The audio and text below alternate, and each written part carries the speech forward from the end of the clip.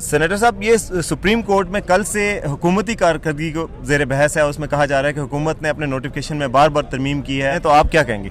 देखिए, ये जो कुछ हो रहा है पहली बार हो रहा है, और जहाँ पे जो चीज़ कमी है उसको पूरा किया जा रहा है, पहली बार हो रहा है। इससे पहले तो कभी हुआ ही नहीं ना ये, तो इसलिए ये भी लोगों को चाहिए कि सोचें कि सब कुछ पहली बार हो रहा है, और उसमें जिस तरह से भी रहनुमाई फरमा रही है सुप्रीम कोर्ट, और जिस तरह से इस चीज़ को देख रही है, सारे अच्छे काम इमरान खान ने करने, और ये वाला काम भी अब हमारी हुकूमत के ज़िम्मे है, और ये वंस फॉर ऑल आगे चीज़ ठीक हो जाएगी कि ये चीज़ तय हो गई है और आगे से चीज़ें बेहतर हो जाएंगी।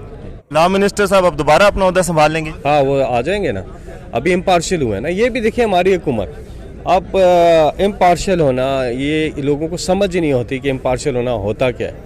हमारे लोगों पे जब पहले भी चीज़ें आई की जिम्मेदारी, वो इम्पार्शियल होकर हटे, अपनी वजारतों से इस्तीफ़ा दिया उन्होंने, वहाँ पे वो कुर्सी भी नहीं छोड़ते और वो भी नहीं छोड़ते।